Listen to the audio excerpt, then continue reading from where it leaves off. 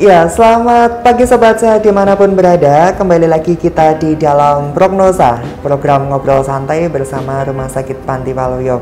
Saya Yon Setiadi akan menemani Sobat Sehat semuanya berbincang-bincang tentang topik kesehatan yang akan kita bahas di pagi hari ini. Dan spesial di pagi hari ini kita akan membahas tentang pentingnya terapi latihan pada patah tulang pasca operasi. Dan telah hadir bersama saya Ibu Mardi Susianti Setianingsih, S. Sarjana Terapi Kesehatan. Selamat pagi Ibu Mardi. Selamat pagi Mas Yon. Baik, kami mengundang untuk Sobat Sehat semuanya untuk bisa bergabung bersama kami, beratensi, mengirimkan komentar atau pertanyaan-pertanyaan yang berhubungan dengan patah tulang, terapi atau latihan patah tulang, atau mungkin saudara-saudara atau kerabat yang sedang mengalami patah tulang dan setelah menjalani operasi, gimana sih nanti latihan-latihan yang harus dijalani untuk pasien-pasien yang telah melaksanakan operasi patah tulang ini. Mari bergabung bersama kami, tulis komentar pertanyaan yang ada di bawah ini dan kami akan siap untuk menjawab pertanyaan-pertanyaan yang sudah masuk ke Instagram kami. Dan sebelum kita masuk ke topik kita ini Bu, ada informasi yang kita sampaikan kepada Sobat Sehat semuanya. Jangan lupa untuk mengunjungi di IGTV kita. Nanti live ini akan masuk ke dalam IGTV kita di RS Pantiwaluyo _Surakarta, dan jangan lupa mengunjungi channel YouTube kami di @RS Pantiwaluyo, dan jangan lupa like, share, dan subscribe. Dan untuk ini informasi penting nih untuk Sobat Sehat semuanya, di saat ini di masa pandemi COVID-19 ini Panti Waluyo aman. Jadi untuk Sobat Sehat semuanya yang akan berkunjung atau melakukan pemeriksaan, berkonsultasi dengan dokter, bahkan melakukan fisioterapi yang akan kita bahas di pagi hari ini, Panti Waluyo aman karena di Rumah Sakit Panti Waluyo sudah melaksanakan protokol kesehatan yang sangat ketat. Dan sangat penting sekali ini Sobat Sehat yang setia menantikan program Prognosa di setiap hari Sabtu mulai 1 Oktober nih, dicatat baik-baik Sobat Sehat. Dimulai tanggal 1 Oktober 2020 program Prognosa ini akan diganti pindah tayang ya, semula di hari Sabtu seperti hari ini. Mulai 1 Oktober nanti akan dipindah di hari Selasa. Ingat baik-baik, sebelumnya hari Sabtu pindah ke hari Selasa dimulai tanggal 1 Oktober. Dan kami menghimbau untuk semua warga Surakarta atau di Sobat Sehat dimanapun berada untuk bisa tetap melakukan protokol kesehatan dengan melakukan 4M, yaitu pertama memakai masker, yang kedua mencuci tangan, yang ketiga menghindari kerumunan, dan yang keempat menjaga jarak karena kita saat ini masih berada di dalam masa pandemi COVID-19 dan sampai kapan kita tidak tahu. Yang penting kita tetap melaksanakan protokol kesehatan supaya kita dan orang-orang di sekitar kita tetap aman dan tetap terjaga kesehatannya. Baik Bu Mardi, kita masuk ke dalam topik bahasan kita ya tentang patah tulang nih. Wah, ini salah satu bukan penyakit ya sebenarnya, cedera atau mungkin bukan dilaksanakan. Ini ada akibat dari mungkin kecelakaan atau cedera trauma begitu ya. Suatu insiden yang tidak diharapkan. Itu kondisinya seperti apa sih Bu kalau patah tulang itu? Dari pengertian patah tulang sendiri itu adalah terputusnya kontinuitas atau keutuhan jaringan tulang Mas Yon. Jadi itu biasanya nanti gejalanya itu akan timbul deformitas atau bentuk yang berubah. Kemudian terjadi gravitasi, kalau digerakkan krek gitu. Terus kemudian ada gerakan abnormal, harusnya nggak gerak kok gerak. Nah itu, terus ada pembengkakan, ada nyeri, terus dia akan kemerah-merahan Mas Yon. Nah itu seperti itu. Kemudian akan jelasnya lagi kalau nanti di ronsen itu kan kelihatan itu patah apa enggak. Begitu. Iya. Itu biasa terjadi di bagian mana Bu? Mana saja, tapi kebanyakan itu pada daerah kaki biasanya. Karena kebanyakan insiden itu hampir 40%-an itu di anggota gerak bawah. Paling banyak yang paling bawah karena itu juga alat terlalu mobil yang sangat tinggi ya karena kaki begitu. Lalu bagaimana Ibu mengatasi kalau misalnya orang-orang yang sudah kecelakaan nih kakinya patahin, gimana sih untuk mengantisipasi atau penanganannya? Biasanya Mas Yon, kalau kita ketemu tanda-tanda patah tulang seperti tadi, saya himbau untuk segera membawa, paling tidak untuk di ronsen dulu Mas Yon. Nanti kalau itu kelihatan ronsennya itu apakah patah apa enggak, nanti baru kita rujuk ke dokter ortoped atau bedah tulang. Nah, dari situ nanti ortopedi yang akan memutuskan apakah itu nanti konservatif. Konservatif itu cuma direposisi, kemudian digip atau diimobilisasi, pasien boleh pulang. Tapi kalau nanti patahnya itu overlapping atau communitate itu patah yang kecil-kecil, remuk. Nah, gitu kan biasanya retak nanti, begitu bisa dikatakan retak. Kalau retak biasanya cuma digip, Mas. Tapi kalau itu remuk kecil-kecil, itu mungkin tulangnya ada yang diambil, ada yang dikasih skru itu nanti biasanya dioperasi sama dokter bedah tulangnya, dokter ortopednya. Baik. Itu pasca operasinya nanti dikonsulkan ke fisioterapi, Mas Yon. Baik, biasanya kalau misalnya kita masuk ke dalam penanganan setelah pasca operasi ya Ibu ya. Biasanya setelah pasca operasi itu dilakukan apa aja Bu kalau misalnya dikonsulkan dari fisioterapi? Itu Mas Yon. Ini tema yang sangat menarik karena selama saya menjadi fisioterapi di rumah sakit itu banyak sekali pertanyaan dari pasien maupun keluarga pasien itu. Ini kenapa kok harus fisioterapi? Kenapa kok harus latihan? Padahal saya itu baru patah tulang. Lah nanti apa? Nanti kalau dengan gerakan, apakah nanti jahitannya nggak bedah lagi? Nah itu dia yang gitu banyak ditakutkan sama pasien. Iya, kalau nggak nanti nggak tulangnya putus lagi karena habis operasi mereka harus gerak. Atau mungkin karena mereka takut nyeri terus mereka kan takut untuk menggerakkan, takutnya tambah nyeri lagi. Nah itu pertanyaan yang klasik sekali dan tapi sampai saat ini masih dijumpai Mas Yon. Iya, termasuk saya Bu mungkin kalau misalnya. Jadi problematik dari bedah pasca pos operasi bedah tulang itu satu adalah adanya bengkak dan nyeri. Nah itu yang paling banyak ditemui. Kenapa? Karena pada saat operasi itu ada luka incisi, luka irisan. Biasanya nanti luka irisan itu akan merobek pertama kali kulit. Padahal di situ kulit itu banyak sekali neuroseptik. Neuroseptik itu sensasi nyeri di situ kan. Terus kemudian fascia sama ototnya dan pembuluh darah. Nah, kalau ada pembuluh darah nanti kan perdarahan terjadi pembengkakan, Mas Yon. Nah, itu nanti kalau tidak segera diatasi nyeri dan bengkaknya itu, maka akan terjadi granulasi. Granulasi itu kayak pembekuan darah. Kemudian terjadi fibrus itu akan mengeras. Nah, nanti kalau sudah mengeras terjadi perlengketan ototnya dan nanti sendinya juga akan jadi kaku. Jadi orang itu akan susah untuk bergerak karena nyeri. Terus yang kedua, biasanya problematik dari pasca operasi ini adalah adanya kontraktur atau penurunan lingkup gerak sendinya. Biasanya bisa gini toh, karena habis operasi segini toh. Cuma segini, nggak bisa begini gitu ya. Gitu. Terus yang ketiga, penurunan kekuatan otot. Kenapa ototnya bisa menurun? Karena biasanya dari tadi yang pertama tadi adanya nyeri, adanya bengkak, itu pasien nggak mau gerak. Ya, takut. Lama-lama ototnya bisa mengecil. Kekuatannya bisa menurun, Mas Yon. Kalau kekuatan menurun, ya yang terakhir ini aktivitas pun terbatas. Akhirnya terjadi kecacatan yang permanen. Nah ini yang sangat disayangkan, Mas Yon. Karena kebanyakan pasien itu operasinya bagus, sudah normal, maksudnya operasinya berjalan bagus, sukses. Kita tunggal rehabilitasinya.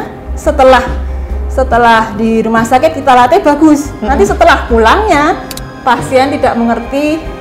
Mungkin karena dia nyeri jadi takut untuk bergerak, maka nanti biasanya kembali lagi ke fisioterapi untuk merehab gerakannya itu tadi. Kekuatan ototnya itu tadi. Baik, sangat penting ya Ibu untuk melatih otot ini selama pasca operasi anggota tubuh. Baik, kami masih mengundang untuk Sobat Sehat bisa beratensi. Mungkin ada yang mengalami kecelakaan. Kita berdoa jangan sampai ya Bu ya. Tapi ada beberapa mungkin Sobat Sehat yang atau kerabat atau teman yang mengalami kecelakaan dan setelah mengalami pasca operasi bisa kirim pertanyaan ke kami. Penting nggak sih kita melakukan gerakan-gerakan pasca operasi? Nah, bisa dijawab Bu, penting nggak? Penting sekali. Seberapa penting itu Bu? Secepatnya. Jadi kesuksesan suatu program rehabilitasi setelah pasca operasi itu kunci utamanya adalah mobilisasi dini. Jadi gerakan kita terapi latihan sedini mungkin. Bahkan sekarang ini malah hari ke-0 itu sudah dikonsultasikan ke fisioterapi. Jadi untuk tapi gerakannya kita sesuaikan dengan lokasi pasien, lokasi lokasi apa namanya, lokasi fraktur, patah tulang, jenis patah tulangnya, jenis operasinya, usianya juga Mas Yon. Jadi tidak semua pasien sama gerakannya nanti. Jadi tergantung dari itu, letaknya tadi, lokasinya di mana, patahnya berapa jumlahnya, patahnya seperti apa, operasinya seperti apa Mas Yon.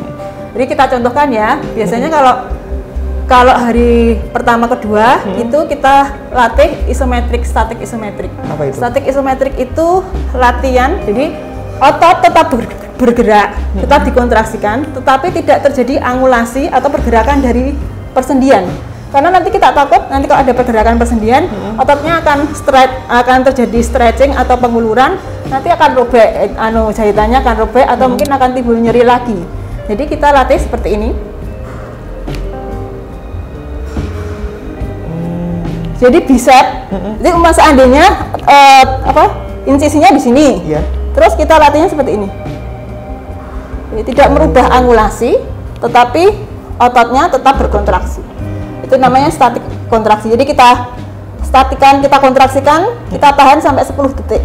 1, 2, 3, 4, 5, 6, 7, 8, 9, 10. Lepaskan. Itu salah satu contohnya ya, Bu. Ya. Sebelum kita memasuki contoh-contoh yang lain, anggota-anggota tubuh yang mungkin sering mengalami operasi patah tulang ini, lah kalau pasien ada yang takut nih, gimana nih treatmentnya Bu? Kalau aduh ini udah dioperasi, udah dibius, udah disobek, sakit, disuruh gerak lagi. Nah, biasanya kita lakukan pendekatan psikis dulu nih, Mas Yon. Ya, kita tinggal pendekatan psikis dulu, kita katakan kita beritahu sama pasien tujuannya itu untuk apa. Biasanya nanti pasien tahu. Jadi tujuan untuk kita latih gerak itu satu, untuk mengurangi rasa nyeri dan untuk menurunkan pembengkakannya. Kalau bengkaknya nyeri, kalau bengkaknya turun, nyerinya mesti turun Mas Yon. Karena itu dia seirama. Jadi nyeri itu puncak-puncaknya nyeri itu 6 jam setelah operasi. Kenapa? Karena puncak peradangan itu 6 jam, inflamasi itu 6 jam setelah operasi. Setelah itu dia nyerinya akan turun sendiri Mas Yon. Karena sensomotoris itu punya sifat untuk beradaptasi. Dia akan menurun sendiri. Tapi yang memperberat itu biasanya bengkaknya dia nggak bisa hilang. Kenapa? Karena dia tidak ada kontraksi. Maka dia akan tetap di situ. Nah, akhirnya apa? Akhirnya menjadi fibros kaku. Akhirnya udemnya itu udem kronik. Nah, makanya itu kita beritahu sama pasien, nanti kalau seandainya dia tidak digerakkan, ototnya tambah kaku, bengkaknya tambah kaku, malah semakin susah dan semakin nyeri. Jadi kayak lingkaran setan, dia nyeri, nggak mau gerak, kalau nggak mau gerak, tambah nyeri. Dia mau nggak bergerak lagi, nyeri lagi, kaku lagi, tambah nyeri lagi. Nah, itu harus dipotong dengan latihan gerak. Latihan geraknya pun nanti kalau untuk pasiennya terlalu takut, terlalu sakit, itu biasanya kita kasih relaksasi dulu Mas Yon. Jadi kita kasih kayak masas gitu, terus kita kasih ifloret, masas, kita rilis. Jadi tendon-tendon yang setidaknya itu kaku-kaku kita rilis. Kalau pasien udah merasa nyaman, baru pasien kita suruh gerakan isometrik. Jadi kalau isometrik itu kan dia ngulur. Jadi otot itu bentuknya, otot itu sifatnya kontraktil dan bisa memanjang memendek. Jadi kalau dia dipanjangkan, dipendekkan, lama-lama dia elastis. Nah, kalau elastis kita gerakkan nyaman. Nah, makanya kita isometrikan dulu. Kalau setelah isometrik kita hold relax. Hold relax itu gerakannya seperti apa? Jadi hold relax itu pasien digerakkan ke agonis. Nah, jadi umpamanya bicep, gerakannya ke fleksi, tapi kita tahan. Ditahan sampai 10 detik hitungan lepas. Lagi tahan 10 detik hitungan lepas. Lama-lama pasien bisa gini sendiri, tahan, lepas. Jadi dia bertahap, tidak merasakan nyeri, tapi ototnya semakin lama semakin elastis begitu. Baik, seperti itu triknya Mas Yon untuk mengurangi pasien yang nyeri. Oke, semakin banyak digerakkan, semakin latihan dengan porsi yang teratur, itu bakalan justru akan semakin menghilangkan karena rasa nyeri itu elastisitasnya tadi ya. Ototnya bagus. Baik, mungkin ini anggapan yang salah dari masyarakat semuanya ya, karena sudah dioperasi tapi kok masih disuruh gerak, tambah sakit atau gimana. Justru itu sebuah anggapan yang salah begitu ya, karena semakin digerakkan sesuai dengan porsi latihan dari operasi patah tulang itu, justru akan itu membantu recovery dari pasca operasi begitu ya Bu ya.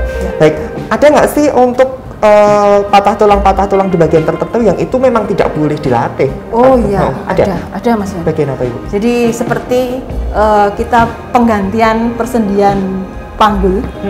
Panggul itu biasanya kan tulangnya seperti ini nih. Jadi kalau ibu-ibu kan yang fraktur itu palumnya, lehernya ini kan biasanya terus diganti sama protese kan. Itu biasanya gerakan yang tidak boleh itu adalah duduk lebih dari 90 derajat.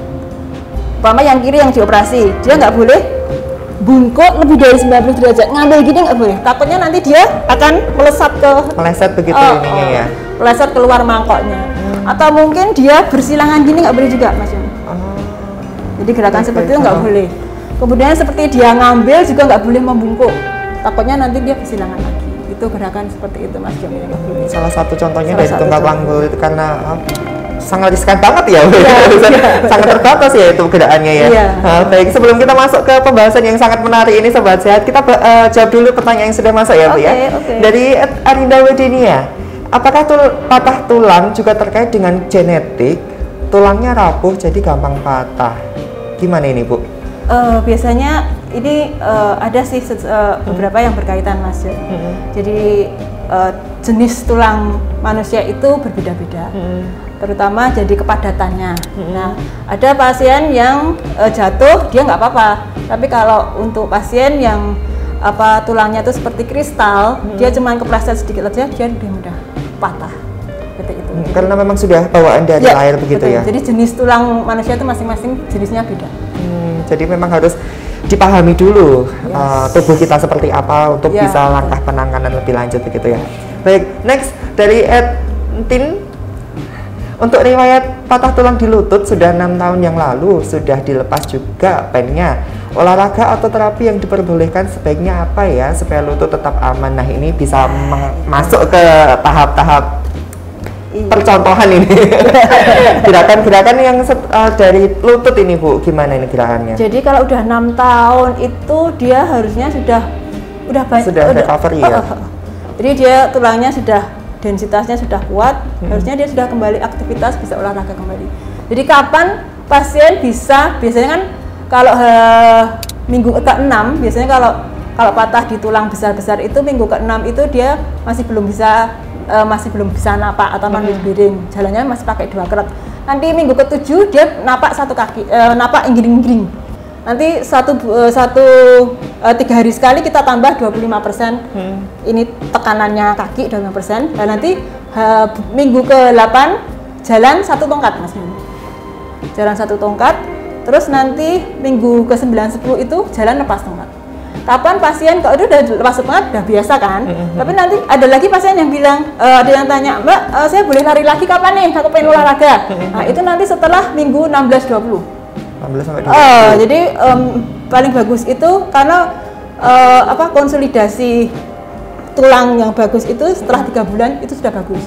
Jadi setelah 3 bulan minggu ke 16-20 itu sudah boleh berlari, tapi awalannya kita berlarinya di dalam kolam renang dulu Mas Yon. Karena di dalam kolam renang kan lebih ringan. Mungkin kalau dia sudah terbiasa, kita latih pola jalannya, terus kita latih pola larinya sudah bagus, sudah normal, baru kita latih di darat. Nah, karena di darat kemudian boleh lari. Terus kemudian kamu bisa berolahraga lagi minggu ke-20 sampai 24, boleh olahraga lagi. Nah, melanjutkan pertanyaan yang sudah masuk ini Bu.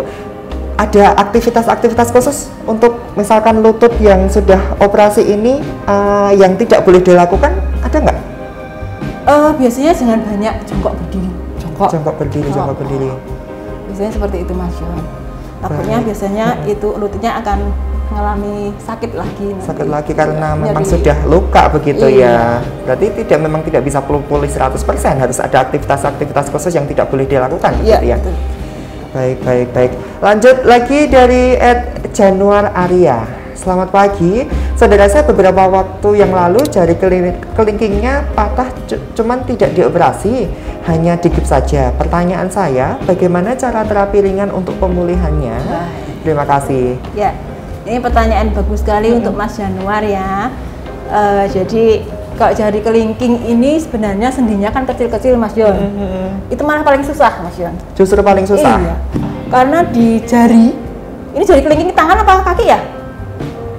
Tangan mungkin ya? Di tangan ya. Mungkin kalau tangan itu memang lebih susah untuk mengembalikan ke fungsinya semula karena satu sendinya kecil-kecil, kedua dia geraknya halus, motorik halus. Jadi sedini mungkin nanti setelah dia operasi harusnya sudah kita terapi. Jadi hari kedua itu sudah kita terapi latihan tekak-tekuk sendinya.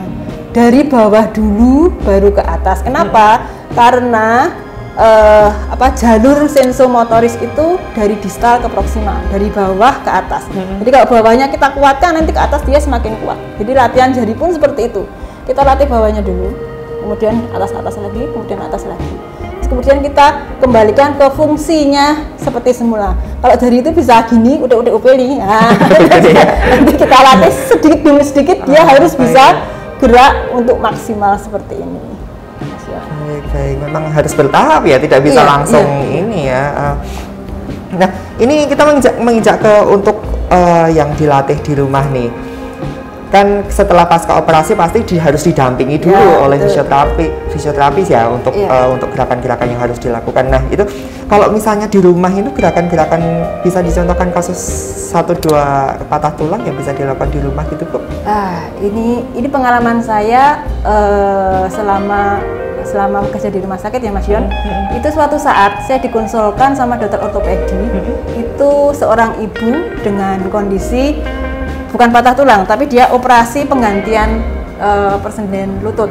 Jadi sekarang baru ngetren nih Mas Yon. Jadi kalau yang ibu-ibu yang sakit lututnya kemudian minta dioperasi biar dia bisa jalan lagi, bisa lari lagi gitu kan Jan? Namanya itu biasanya operasinya total knee replacement. Itu penggantian dari sendi lutut. Itu selama rawat inap kita lakukan terapi hari pertama gerak-gerak, hari kedua duduk, hari ketiga latihan berdiri, hari keempat jalan, hari kelima jalan lagi, latihan nekuk lagi. Bagus Mas Yon. Setelah dia diizinkan pulang itu kondisinya bagus. Pasien tidak ada bengkak, tidak ada nyeri, lutut bisa menekuk walaupun cuma 60 derajat. Pasien sudah bisa jalan lagi. Kemudian dia pulang.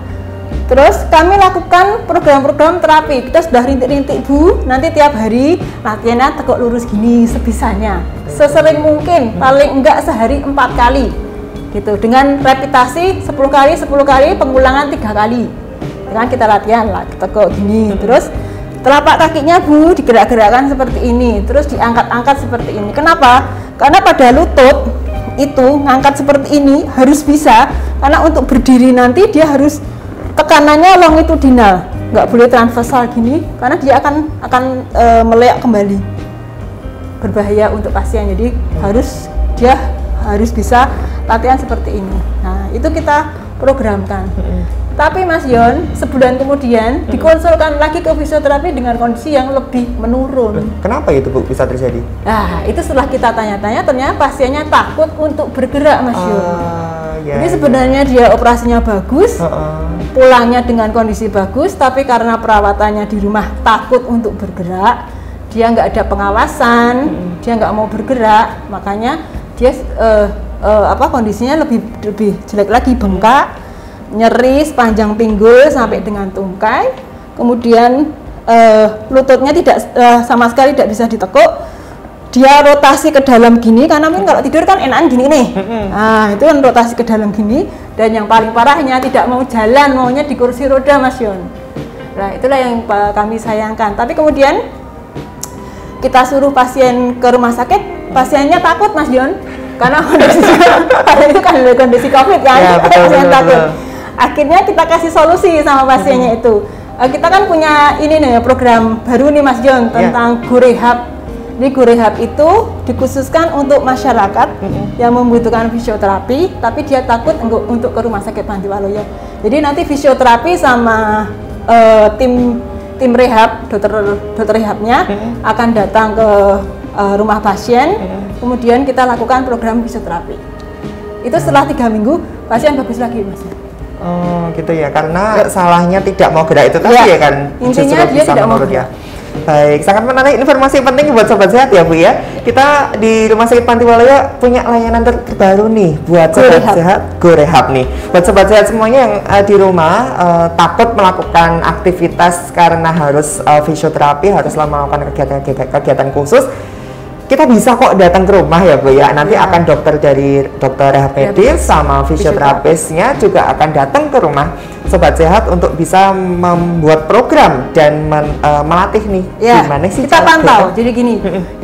jadi selama kita GoRehab itu selain kita ke sana untuk melatih, kita kasih program-program yang nantinya setiap hari harus melakukan ini Bu, harus melakukan ini. Nah, nanti kita pantau. Kita buat video call Bu. Hari ini sudah latihan apa? Latihannya seperti apa? Dia kan lebih lebih latihannya lebih bisa terawasi dan terpantau. Dan nanti goalnya itu pasien bisa mandiri, kita senang, pasien juga sehat senang. Tidak hanya saat datang fisioterapisnya datang dan dilatih, tapi dibuatkan jadwal sampai pokoknya sampai sembuh gitu ya Bu ya. Goalnya dia bisa aktivitas sempurna lagi. Jadi tidak perlu takut untuk bisa datang ke Pantiwalaya. Kalau nggak mau datang ke Pantiwalaya, kita bisa datang ke rumah. Kalau misalnya Sobat Sehat butuh informasi seputar GoRehab medis ini, Sobat Sehat bisa kontak di customer service kami di pusat informasi bisa melalui WhatsApp di 081 5671 7076 atau lewat telepon dulu juga bisa di 0271 712077. Nanti kita akan memberikan informasi sedetail yang Sobat Sehat butuhkan dan pastinya bisa membantu Sobat Sehat untuk bisa kembali pulih setelah pasca operasi patah tulang ini tadi ya Bu ya. Baik, cukup menarik pembicaraan kita di pagi hari ini. Mungkin itu tadi kita sudah dicontohkan dari tangan, dari gerakan kaki. Misalkan ini banyak Bu ya, sekarang patah dari klavikula itu kan gitu. Banyak tuh aku lihat yang dipakai harus pakai penyangga. Itu gimana itu Bu kalau di daerah situ? Pada daerah situ karena dia itu menerapkan sendi pembentuk dari pergelangan gelang bahu, jadi kalau dia belum siap, tangan ini tidak boleh untuk menggantung. Kenapa? Nanti posisinya dia akan berubah. Jadi kenapa tangan harus dikasih sling? Karena untuk mempertahankan posisi klavikula itu tetap lurus. Nah itu nanti terapinya, Mas Yon. Dengan sling mereka bisa latihan sendiri sama. Tetap gelang bahunya tetap harus digerakkan, walaupun dia harus pakai sling sama. Terus latih gini. Kalau enggak tangannya tetap bisa enggak pakai tangan yang kiri. Kalau slingnya enggak ada, diangkat. Seperti itu Mas Yon latihannya. Terus dibuka sana. Terus latihan pundak juga harus dilakukan. Angkat sendiri, turunkan. Angkat sendiri, turunkan, terus di retraksi protraksi latihan gitu. Seperti itu Mas Jo. Itu sangat penting ya tetap menggunakan slingnya itu Bu ya, untuk menjaga keamanan biar ini tetap stabil. Karena kalau dilepas justru akan berbahaya. Ya, dan latihannya Mas Yon, jadi latihan pasien itu yang paling bagus itu sesering mungkin, tapi tidak terlalu banyak. Tapi biasanya pasien gini, wah aku mau dong latihan nih tak lapel baik, langsung gini 100 kali seperti ini ya, nanti bengkak lagi Mas Yon. Jadi yang paling bagus itu sesering mungkin, tapi batas normal. Tetap karena kemampuannya sudah terbatas ya, tetap harus berjangka begitu ya. Baik ya Bu ya. Baik Sobat Sehat, sangat menarik pembicaraan saat di pagi hari perbincangan kita. Terakhir nih Bu, tipsnya nih untuk Sobat Sehat yang mungkin sedang mengalami kecelakaan, harus mengalami operasi patah tulang, tipsnya yang seperti apa? Untuk Sobat Sehat yang saat ini baru mengalami pasca operasi patah tulang ataupun ada keluarganya yang mengalami pasca operasi patah tulang, saya sarankan untuk mobilisasi atau menggerakkan bagian anggota tubuhnya yang sakit tersebut sedini mungkin. Walaupun gerakannya itu cuman statik kontraksi, tidak full ROM, itu nggak apa-apa asal bergerak. Tapi nanti kalau panjenengan takut atau takut atau tidak tahu menggerakkannya, boleh menghubungi fisioterapi daripada nanti berlarut-larut dan jadinya kecacatan permanen. Baik, sangat penting untuk bisa berkonsultasi dengan fisioterapis begitu ya. Kalau takut ke Panti Waluyo, takut COVID, nggak usah takut, kita punya layanan, kita bisa datang ke rumah gitu ya Bu ya. Jadi walaupun sakit, jangan takut bergerak, karena semakin kita takut bergerak itu justru akan memperparah kondisi kita begitu ya Bu. Terima kasih Bu Wati untuk pagi ini yang telah bergabung bersama saya dan Sobat Sehat untuk berbincang tentang pentingnya terapi latihan pada patah tulang pasca operasi di pagi hari ini. Baik, saya akan mengulang informasi-informasi yang sudah saya sampaikan di awal tadi. Dicatat baik-baik Sobat Sehat semuanya, mulai tanggal 1 Oktober nih program prognosa yang Sobat Sehat setia nantikan. Kita akan pindah jam tayang di sebelumnya hari Sabtu, kita akan pindah di hari Selasa. Jadi setiap hari Selasa jangan lupa pantengin di IGTV kita atau di Instagram kita akan live, kita akan men-sharingkan berbagai macam topik-topik kesehatan yang sangat penting buat Sobat Sehat semuanya. Dan saat ini Panti Waluyo Surakarta aman, jadi untuk Sobat Sehat yang ingin melakukan pemeriksaan atau berkonsultasi dengan dokter itu bisa berkunjung di Panti Waluyo aman, karena Panti Waluyo sudah menerapkan protokol kesehatan yang sangat ketat. Dan semua Sobat Sehat semuanya kita menghimbau, tidak jenuh-jenuhnya kita menghimbau Sobat Sehat semuanya untuk bisa melakukan 4M nih, karena kita masih dalam masa pandemi COVID-19. Yang pertama memakai masker, yang kedua mencuci tangan dengan sabun, yang ketiga menghindari kerumunan dan menjaga jarak. Itu sangat penting sekali karena virus ini tidak kelihatan ya Bu ya. Kita tidak tahu virus ini berada di mana, jadi tetap jalankan protokol kesehatan untuk keselamatan diri kita dan untuk keselamatan orang-orang yang di sekitar kita yang kita sayangi. Baik, terima kasih Sobat Sehat semuanya. Jangan lupa untuk mengunjungi di IGTV kita dan channel YouTube kita di @rs_pantiwaluyo. Topik-topik kesehatan akan kita bagikan secara berkala untuk Sobat Sehat semuanya. Dan terima kasih untuk yang sudah beratensi di pagi hari ini di program prognosa, program ngobrol santai bersama Rumah Sakit Panti Waluyo. Saya Yustiadi pamit, sampai jumpa.